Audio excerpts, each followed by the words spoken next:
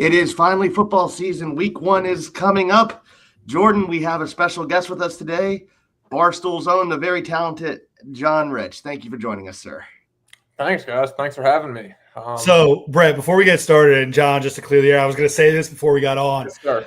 So our admin guy that handles all this for us, he messaged me and said, I have the biggest Colts fan for you that's out there. I'm going to bring him on the show this week. And when you came into the chat, I was really surprised that it wasn't that Seth guy that sings those songs. Oh, I mean, that Colts guy. And then when we were talking, I said, "Oh wait, this isn't Seth." He's like, "No, that's the guy that ate the dog shit." And I was like, right. "Oh, let me get a bunch of FSU stuff to talk to him about." And he was like, "Oh no, it's not that guy." So now we're here. You can't start off by comparing me to Seth. I mean, if I got to live up to the guy who sings the songs every weekend, you're just setting me up for failure. I can't live up to that guy. That's a tough start for me. Do you have any musical talent? I can pick up a guitar and kind of fool people into thinking I can play it. What do you got? A little smoke on the water? Yeah, I can't sing though. I got no songs. I can sing parody songs about my dogs. That's about it. You could sing parody songs about the Colts. You'd be at Seth's level. You know what? I guess that's not that much different. So maybe you're onto something. I can't take that from Seth though. That'd be a fool's errand to even try. All right, Brett. Take us away. You did bring up the dog shit. So you didn't even make that bet. For those who don't know, there was an FSU fan last year. I forget what game it was, but he said in the game, if the Seminoles lost, he would eat dog shit. Mm-hmm. And he went viral and he just disappeared. So how did that end up falling to you? I was supposed to cut off my head. It's I made some stupid tweet about how if Michigan won the national championship, I would cut off my head.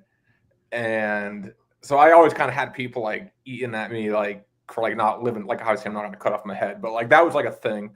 Not that big of a thing. Definitely it bothered me probably more than anybody actually gave a shit.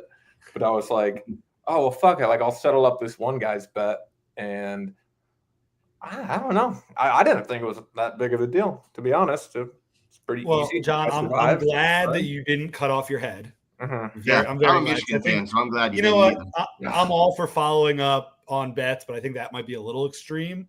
But how was the dog shit? Fine. It was about, I don't know, size of a quarter of a pea. Chased it real quick.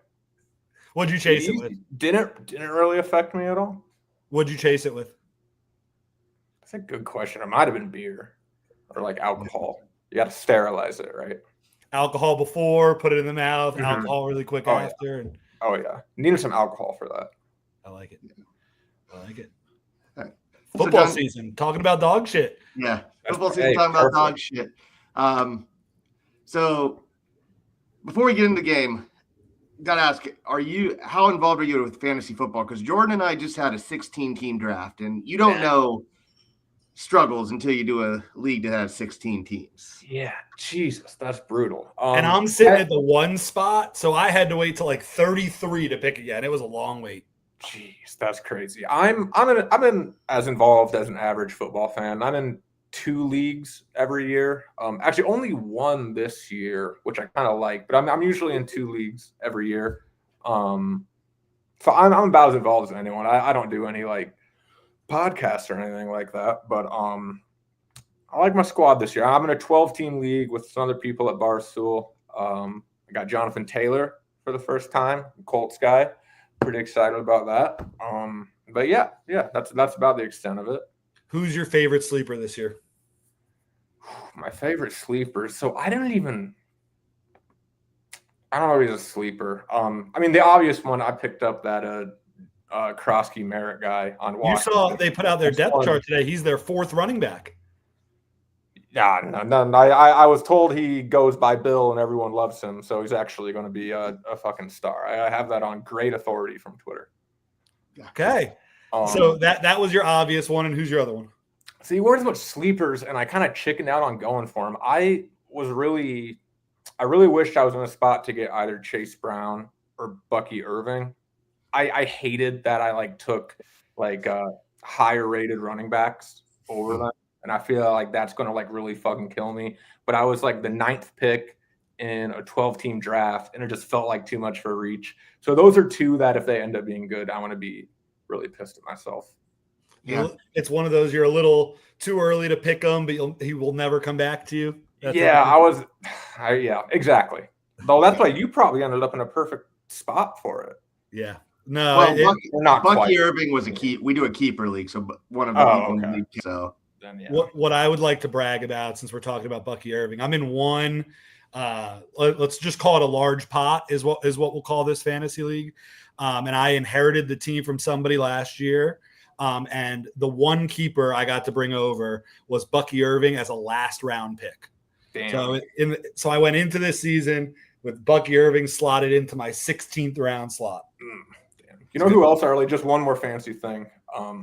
This is me. This guy's maybe a little bit too good to technically be called a sleeper too. I'm really high on George Pickens. I think Pickens is going to go off this year. I took him a little earlier than I should have, with him having CeeDee Lamb, and he's never been with a quarterback worth a shit. And he's a pretty fucking good receiver. So I like Pickens a lot too. I don't know if I'm like everybody else and get those. Oh, I called these 3 players last year. Let me give you those 5 you should draft this year. And there was actually one, I don't remember who put it out, so I'm not going to be able to give them credit. But they were talking about the routes that Dak Prescott throws to the best and the routes that George Pickens runs the best. And there was it was one of the top overlaps in the entire league. Beautiful. Of quarterback to receiver was Dak to Pickens. So I'll give you that one. Before we move on the game, had to give a little behind the scene. Mr. S is our Twitter admin. So he and I are in voice and Discord during the draft. We're doing a little talking.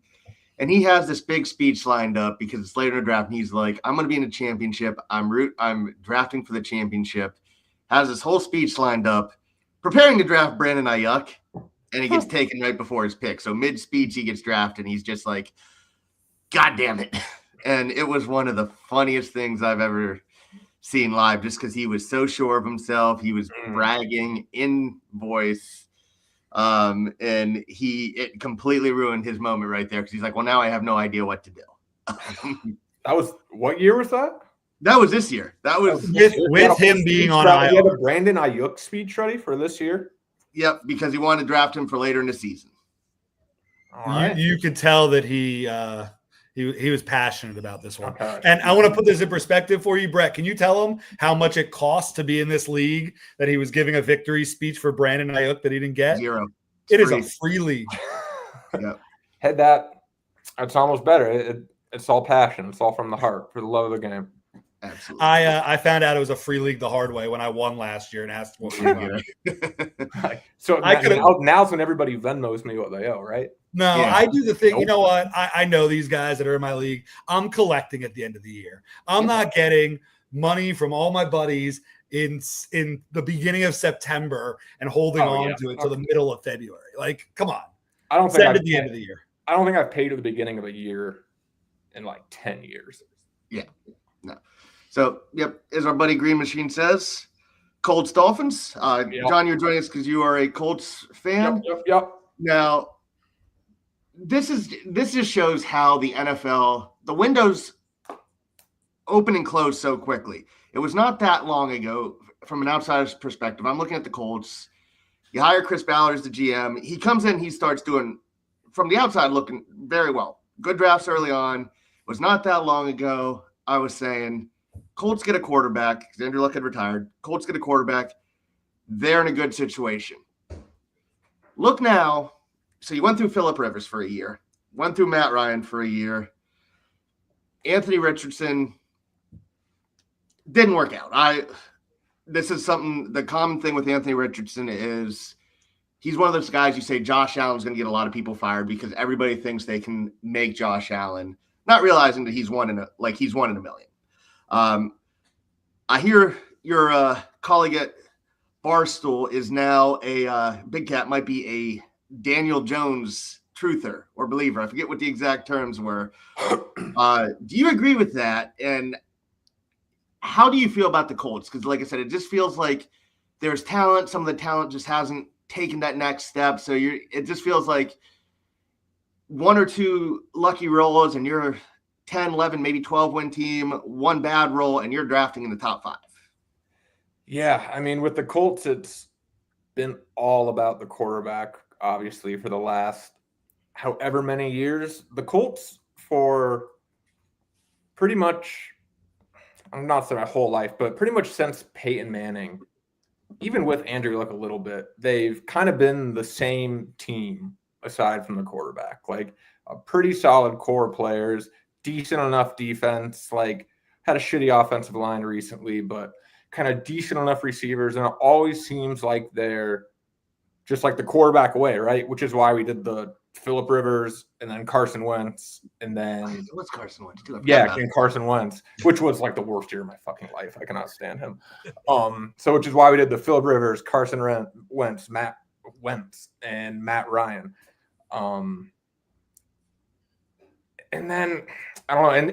And when Chris Ballard took over, you know, he kind of took that over, and he took over a pretty good situation. He just needed to find that one missing like piece, kind of that one missing quarterback, and he's really done nothing with it. I don't think the Colts have really improved anywhere. I don't blame him for the Anthony Richardson thing at all. I mean, I think that's who you take there.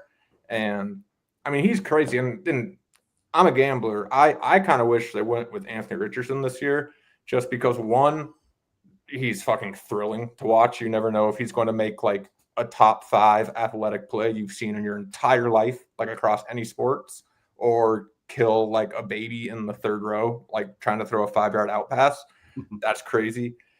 And we still never got to see him play long enough to figure out what he could have been.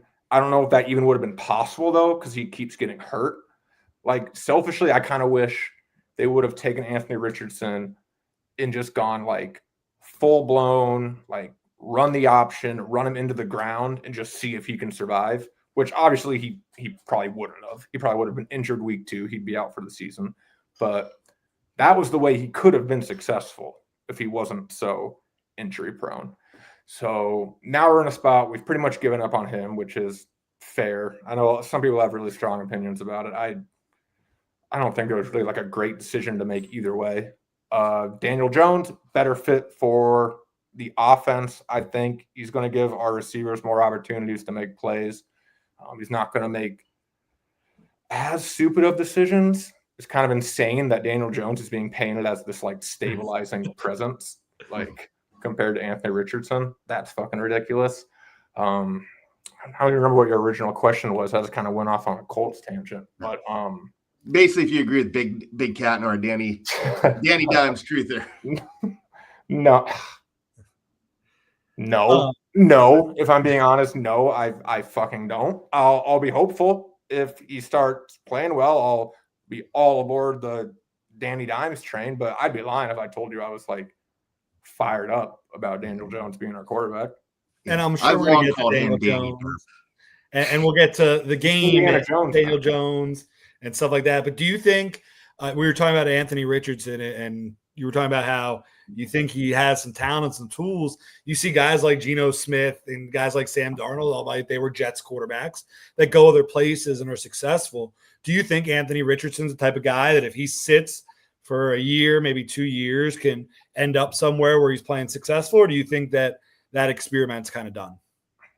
I think he could. I think he could with, time and experience. But I, at this point, don't think it is possible for his body to hold up to get that time and experience.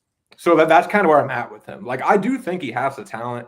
And from what I've seen, he seems like, a pretty good guy. Like, he seems to have a pretty good head on his shoulders, aside from, like, making kind of dumb on-the-field decisions. So I feel like he would be a guy who could, like, learn and get better and kind of figure out, like, how to use the tools he has to be successful in the league. I just don't think that he'd really ever be able to get that opportunity, like, with us injury prone and, like, let's be honest too. The moment he took himself out of that game last year, whatever happened there, that killed his time in Indy. Yeah, I feel like that was a little bit. That might have been a little overblown. I don't know, but They did not look good. The optics of that were real bad. So, and our resident mascot, Carpet Dinosaur, said Daniel Jones is a great tank commander. And I've seen too much discourse between Twitter and Discord and all this that are making this game seem like the Dolphins clearly have the better quarterback and more talent. And at least on the Dolphin side, almost, and I want to knock on wood when I say it, that McDaniel being 3-0 in week ones, the Colts haven't won a week one game in 11 a decade years. or whatever it is. I've seen, to me, and 85% of the bets, you talk about you're a gambler, John, 85% of the bets are on the Dolphins. The Dolphins are now a road favorite. The Colts are now a home underdog at week one. To me, that I'm going to pick the Dolphins whenever we do make our picks. But to me, this just smells like a trap. To me, on the Dolphin side, this just smells like, and it's just started creeping up today and a little bit yesterday. It starts feeling a little bit like, oh, everybody's saying Daniel Jones is a dumb decision, just like everybody said Sam Darnold was a dumb decision last year for Minnesota over J.J. McCarthy, and they come out with one and look sharp. And it does scream the year that the Colts like break the curse, because all signs point against it. Like there's no reason this should be the year the Colts win their first game. Like, and nothing about it makes sense. And that's kind of how I try to gamble. I try to bet against my brain, and there's not much of a better, like, I hate this bet than the Colts in week one. Other than if you're somebody that has to bet on the Dolphins. Other than if you desperately want the Dolphins to win. Yeah. Well, the Colts do have two things I think Dolphin fans are all jealous about. Even still, you guys still have a great offensive line. What does that feel like? Let's stop there for a second. We don't know. What does it feel like to see giant grown men walk out on the field that you're confident can block? If nothing else, your team can block. You don't get to appreciate it because you can't do anything with it. So you kind of you almost forget you have it. Because if you're not winning games, it's like you don't. It's hard to appreciate when you're not winning games. I mean, it is being able to run the ball is pretty nice. That's fun to be able to lean on. It definitely makes you feel like you are much closer to being over the top, at all times. When you got the good offensive line, it's like, fuck, all we need is one player, one quarterback, one thing, and then we're good. Because when you don't have that offensive line, then you feel like, well, that's fucking 5 people. That's a whole that takes so long to build up. Yeah. I'll just say this: last year during the draft, we didn't have a lot of picks, and I'm like, okay, well, Jonathan Tortellini's on board, and the Colts got John Tortellini. Well, let's get Matthew Goncalves in later, and then you guys pick him too. And those are 2 starters you get in a draft. Yeah. So the Colts are one of the very few teams that do not have an offensive line issue. To go to one of the questions, is John Taylor healthy going into the year? Man, I hope so. I don't trust it. I'm nervous about it, especially as a guy who took him in fantasy. That was my whole thing. It's like I'm trying to picture, can I picture Jonathan Taylor rushing 20 times a game for 16 weeks this season, 17 weeks this season? It's tough. I'm having a hard time picturing it, but I mean, it doesn't happen until it happens. So maybe. I hope so. I'm relying on him to be. He's going to have to carry a hell of a load. Yeah, and saying a couple things the Colts have that a lot of Dolphins fans wish. One, we can blame ourselves for you having, and I love Kenneth Grant as a pick, but Tyler Warren, how's he been looking? How do you guys feel about Tyler Warren going into the year? Great. I mean, we had I think it was a 29th ranked tight end receiving production in all of the NFL. Our tight ends have been a disaster. Have you seen our roster? Yeah. Well, you could put a whole highlight tape together of Anthony Richardson just having shit dropped by tight ends. But we're feeling good. I hated Tyler Warren through college because I don't even know this about me. I went to Bowling Green State University, and we had Harold Fannin, who was the best player we've had probably since I was like the best player I've had since I was born. So he won the Mackey over Harold Fannin, and I got into a lot of fights with Penn State fans. So it was kind of a funny twist of fate when we got Tyler Warren when he fell to us. But like, I obviously you make a pick, you love it, but it was a little ironic that happened. But yeah, I live in Pennsylvania. I know all about the Penn State. God damn it! No, Lives in Pennsylvania as a Michigan fan. Yeah, that's fun. It is fun. And anytime I wear my Michigan hat, people have to say something to me, and I'm just like, okay, when's the last time you beat us? So, when was it? Wow. It was COVID year. Yeah. Ugh. Does that count? No, as far as I'm concerned, it doesn't count. And they quit that year. Yeah, we did. We quit after the Penn State game. We shut it down. Yeah. Oh, no, but Tyler, I mean, exciting. He was such the obvious pick. We got the best tight end in college football from last year, according to everybody. Couldn't believe he fell. Like we saw in the draft, I saw people saying that the Colts would have to trade up to get to get Loveland, to get the second tight end. Like people were projecting that.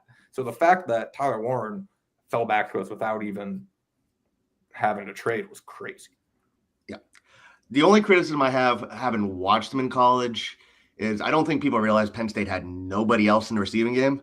Mm-hmm. So it was giving the ball all the time. So I think he's going to be good. I think he's, especially for you guys, because you have two big receivers, Pittman and Pierce is the other starter now? Yeah, Pierce kind of the deep threat. Downs is great too. Downs, it's funny because you look at Pittman on one side, everybody talks about Pierce, obviously. But to me, Downs is, if you want to talk about fantasy receiver, I would assume he's the top guy out of the three. And then you have A.D. Mitchell, who is just there. Yeah. They have a very – it's not electric. Like none of those names are get exceptionally fired up about, but just a very solid, every receiver can make plays and – beat defenses with the ball, on the ground, over the top, the solid receiver core. Yeah. So I will say this, as a Dolphins fan, I think the biggest question we all have for us is our cornerback room. We actually got one of your guys off of waivers, Julian Brents, I believe his name was. And ironically, you guys took our old Xavier Howard getting ready to start. Yeah. But we're going into the year with Jack Jones and Storm Duck, who, if nothing else, has one of the best names for an NFL player as our starting corners. Even with Daniel Jones, that has to give Colts fans a bit of confidence going up against those two cornerbacks. And then a rookie fifth round in Jason Marshall is our slot. Yeah, I think that's kind of the game. And even just from listening to podcasts and stuff, listening to Colts previews, it's kind of a secondary because the Colts are supposed to have pretty good secondary this year. We got some more veterans than we have in the past, and then a pretty good receiver core.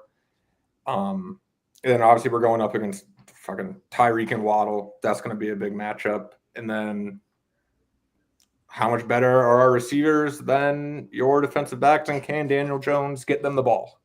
Who fucking knows? I think that when you look at it, it's not going to be this simple, obviously. But I think if you see early in the game that it's going to be a shootout, I think that hugely favors the Dolphins. Oh, yeah. And then I think if you start seeing it being a low-scoring, grinded-out type game, I think that heavily favors the Colts. And it's going to be whose pace can dictate it. To me, it almost, you talk about it like it's a basketball game. Can the fast-paced team win the game, or can the slow, grinded-out, half-court team win the game? Right, yeah, because the Colts, they want to have possession of the ball as long as possible, work Jonathan Taylor as much as they can. I really don't know. I mean, the game's a toss-up, but that is definitely, obviously your pace would be so much faster than the Colts would ideally like to play. Yep. Wanted to talk a little bit about the Colts coaching situation, because honestly, when the Colts hired Shane Steichen, I thought that was a great hire. He worked with Justin Herbert. I think he probably had just as much as anybody with how Herbert did as a rookie. He's with Jalen Hurts in Philly. He's known as a QB guy. what is the feeling around Steichen? And honestly, if this year goes belly up, is he gone or does he have any chance, or is it a clean house? And our mascot wants to know how much of a weirdo is he? Man, I honestly am not really sure. I can't tell you how much of a weirdo he is, aside from him being kind of awkward in interviews sometimes. But I mean, it has to be his last chance. It has to be his last chance. I mean, the Colts went through. Obviously, they went through some ownership stuff. Obviously, our owner died, and now it's what his daughter's taking over. So that's kind of that kind of throws a wild card into the whole thing. Like, I have no idea what type of owners they want to be compared to Ursa. I have to imagine way less hands-on, like way less involved. But this has to be their last chance. Ballard and Steichen. I was hoping they'd get fired last year. I honestly kind of thought it was like a no-brainer that it was going to happen. But if they are, for whatever reason, terrible again this year, I got to think it's get rid of them both, let whoever's coming in get a new quarterback. Part of me thinks that's kind of why they went like the Daniel Jones route, because that's somebody – I mean, I were paying him a good amount of money, but that you could probably like end up just saying like, all right, moving on from him, new regime come in, start over. If they go 9-8 this season, I don't know what the hell you do then. Like that, which kind of seems to be where the Colts always live. Yeah. Well, despite his crappy game on Saturday, even if Arch Manning does or doesn't come out, this looks like a really good out, Brett.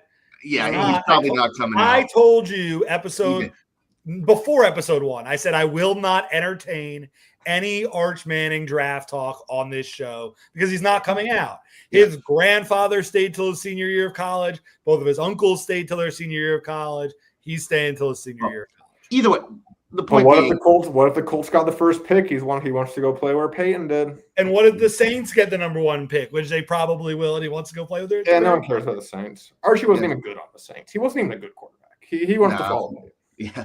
But even still, you're looking at taking Arch out of the equation. If you to go to college, you got Garrett Nussmeier, Lenore Sellers, who might be the best player in college football right now, not named Caleb Downs. You got Drew Aller. I've seen the Cal transfer who's at Indiana get mocked by CBS number 1 overall. How are you feeling about this quarterback class? Man, not great, to be honest.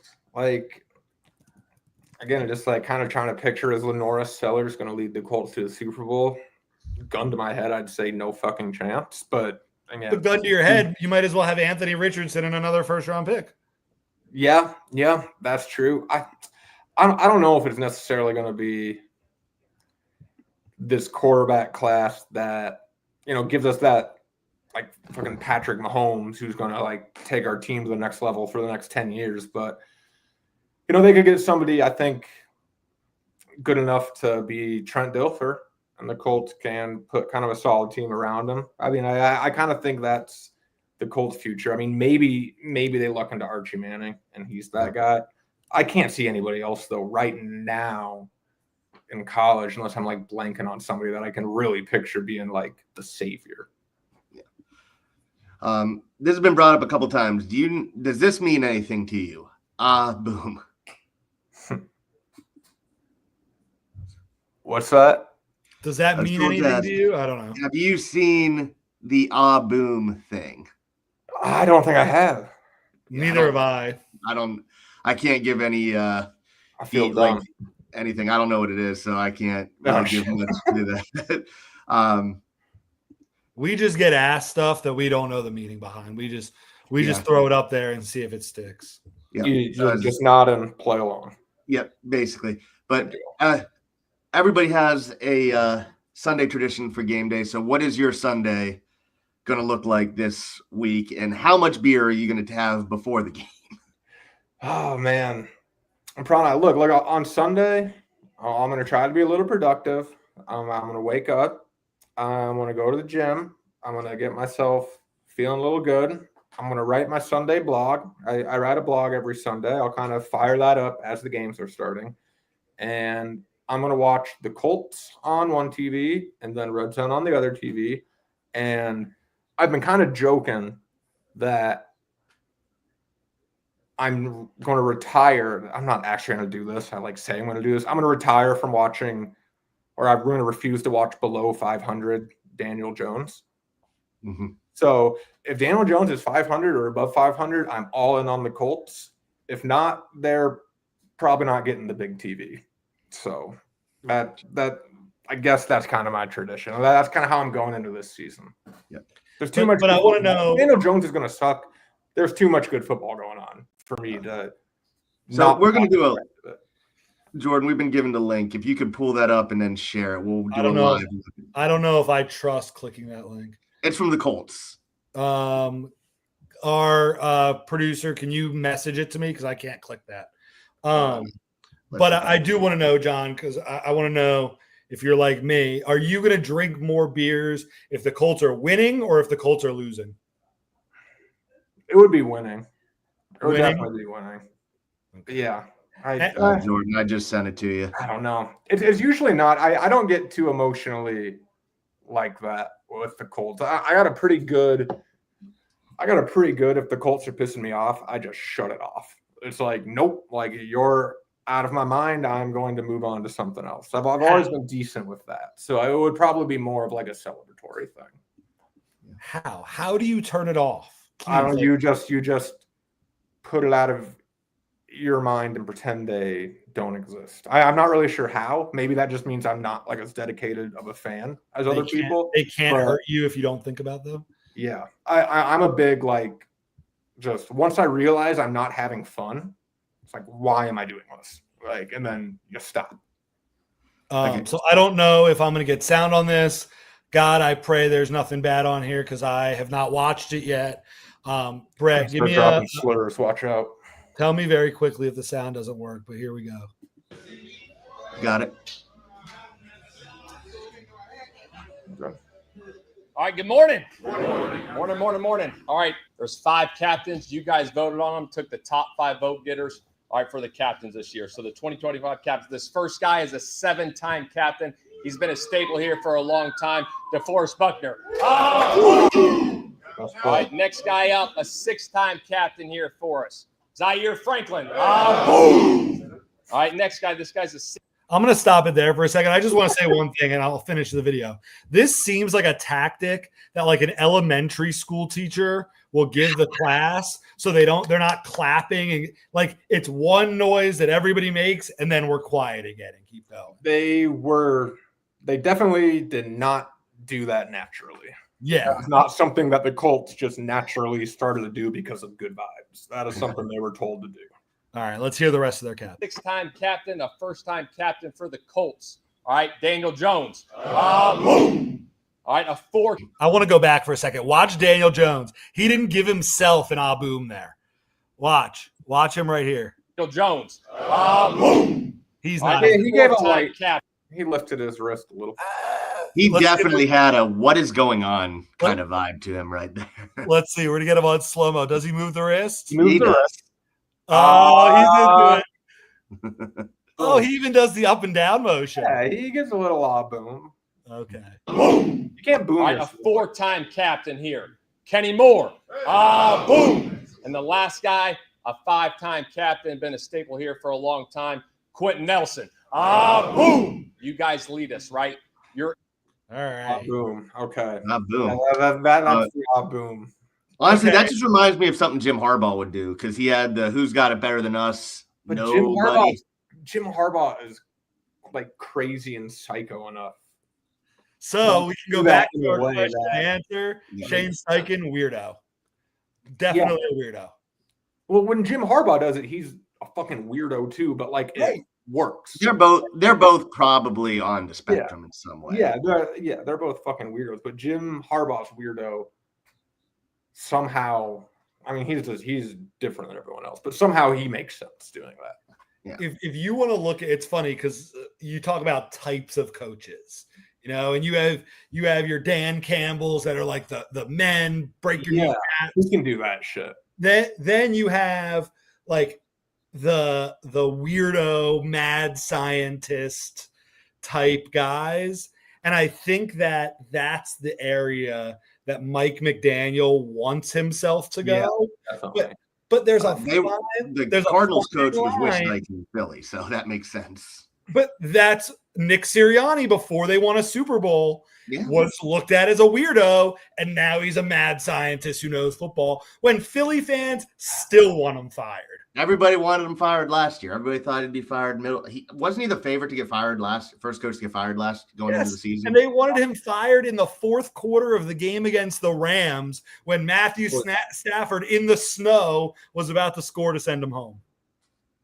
Yeah, I was going to say, I don't know if he won a Super Bowl, and I'm not even sure he crossed over into like mad scientist or whatever category he wants to be in. They seem to still hate him, even though he won. Well, Philly hates everybody. So they won't admit it right now, but I still feel like there's people who think we should have been better last year, or like that they won despite Nick Sirianni, not anything to do with him. Can your team win the Super Bowl and you say, I still think we should have been better? Yeah. Well, yeah. Probably. Yeah, probably. I mean, it's probably happened in college football. Okay. But, all right. We were asked, Brett. You can continue. Okay. So who's your Super Bowl prediction since we got you here? I always pick the Chiefs. Yeah. I always think the Chiefs are going to win. It's going to be this. It's going to be the storybook bullshit. Not bullshit, because I don't. It's going to be the Patrick Mahomes, Travis Kelce, Taylor Swift. It's happening. It's fucking happening. But Travis Kelce already proposed, so they can't do it at the Super Bowl. Well, they'll get married after on the field. After they'll get married while she's performing the halftime show. Andy Reid will do the ceremony. He would be a great officiant. He would be a good officiant. If you could pick any NFL coach to officiate your wedding, who would it be? There's always got to be Jim Harbaugh or Sirianni. Say, like, how can I not say Harbaugh? I was trying to think of somebody better than Harbaugh. It's him or Sirianni, I think. Those are the two. You know who fits the vibe though? I think Pete Carroll would be. Oh, yeah. He kind of looks like a priest. Pete Carroll would have some jokes in there for sure. I'm trying to look to see if there's anybody better. I'm confident to rule any team out. I mean, there's a lot of fucking teams. I'm not putting dog shit on the line again. But I feel like there's a lot of teams you rule out. I'd rule the Colts out. Probably rule the Dolphins out of winning a Super Bowl. I'd rule the Saints out. Yeah, I'd rule the Saints out. I'd rule the Cardinals out. I'd rule the Jets and the Giants out. I'm trying to think of a good team that like people think might like be able to win it. That there's just no way. I don't think you're going to Super Bowl. They're going to have a hard time without Ben Johnson. Yeah, I want to rule him out, but I'm afraid that could be bad. I've always said I do think the Bears are getting way too overhyped again. I just don't see it with Caleb Williams. Yeah, I don't think they're going to compete. They just have. I feel like I know so many Bears fans, especially from Barstool, that like they're so confident, and I just don't know. Yeah, they've shown me nothing to think they're going to do it, but maybe this year's different. Oh, can I say John Gruden officiating my wedding? Oh shit! I mean, he's not a coach anymore, but yeah, right. But he would be a coach if they let him. Yeah, I maybe could have had that happen. I just got married a few months ago. Congratulations! And I thank you. And I did get to meet John Gruden and talk to him for a bit playing mini putt. I maybe could have strong-armed him into it. Did you see his putting stroke? Yeah, it was normal. Nothing I thought. All right, and unless I'm forgetting something. Was there something crazy? No, I was just curious. I'm pretty sure it was normal. I don't think I noticed anything crazy. Although I do think he lost to Ken Jack in a big match. But Ken Jack's a good putter. So as we get closer to the game, we're 40 minutes. John, as a Colts fan, I want to get not only your prediction, but for the Colts to win, we'll go beyond not only this game, but also to win the division. Aside from Daniel Jones being good, what else has to happen for the Colts? What else has to happen for the Colts? Jonathan Taylor has to stay healthy. Tyler Warren has to show that he is probably going to be like a perennial top 3, or at least like kind of show the trajectory of like potentially being the top, if not like a top 3 tight end in the league. I think the secondary is kind of new. It's not young. If they can hold up and like we can actually blitz, like if we can actually like bring pressure this year, and our secondary can hold up a bit in the back, those are probably kind of the 3 things. But I said it earlier, Jonathan Taylor staying healthy and being able to lean on him is probably, aside from the quarterback, easily the number 1 thing that we have to be able to rely on. All right, let's rip the Band-Aid off. Who wins week 1? Colts.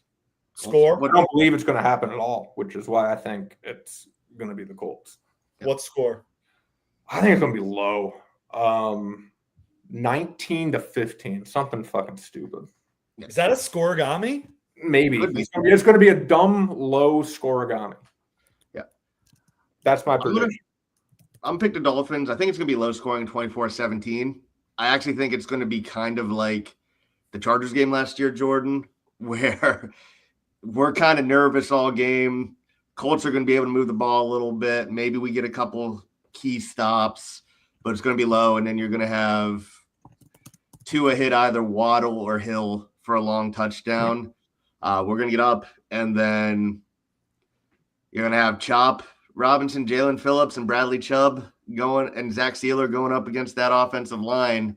And as good as it is, that's a lot of good pass rushers to block, and I think it's been proven over time. If you get a little pressure on Danny Derp, he's going to make mistakes. And we got Mink. I was going to say we got some ball hawks, but I was like, I guess right now we have one that we know of. But I think it's going to be a similar game where it's going to be a little frustrating, and it's going to be a late win. All right, so I have the answer to a couple things. First, 1915 would be a scoregami. There have been 51 games to end 1913, but never a 1915. So give me 1915. All right, a scoregami week 1. I will give you any scoregami, John. Yeah. What I'll say, Brett, is I'll take yours a little bit.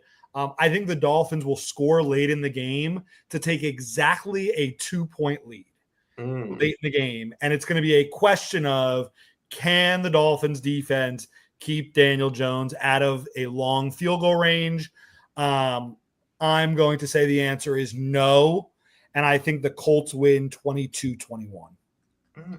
Okay. I will say, because we mentioned fantasy earlier, I'm going to be fucking pissed if Tua and Tyreek Hill go off this season, because I put all my stock into them, I think, on both teams last year, and it was a disaster. So if they end up being good this year, I'm not going to be happy. Well, just know that if they are good this year, we are going to be very happy. All right. Well, I'm happy for you guys, but for my own personal sake, that was a rough year last year, putting my stock into them.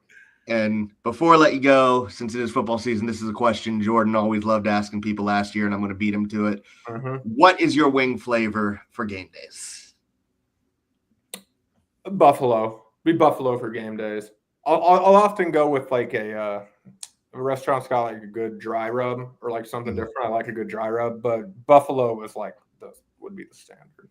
I've been loving to combine a good dry rub with a Buffalo.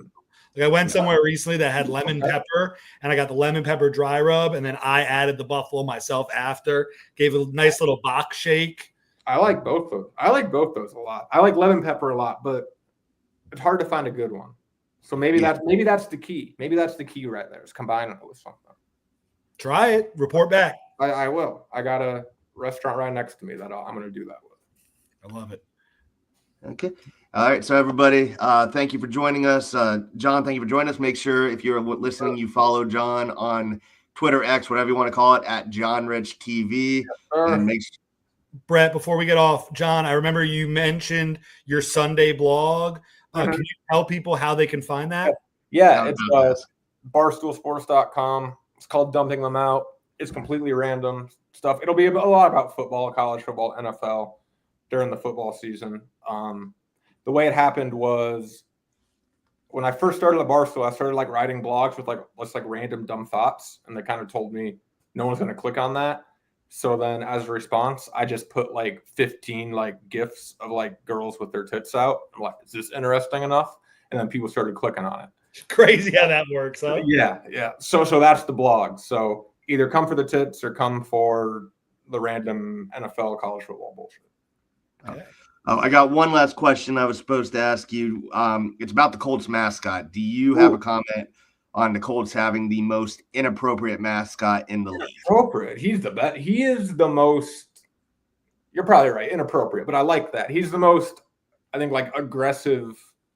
Don't give a fuck. If he's playing football at halftime with a bunch of children, he'll try to kill one of them. The mascot in football. Yeah. And a follow up: what is the what week is the mascot game? If you know, is it not like every week? I have no idea. I honestly have no idea. I feel like I just like randomly will see videos of Blue like killing a kid. I'm like, oh, sick. Yeah.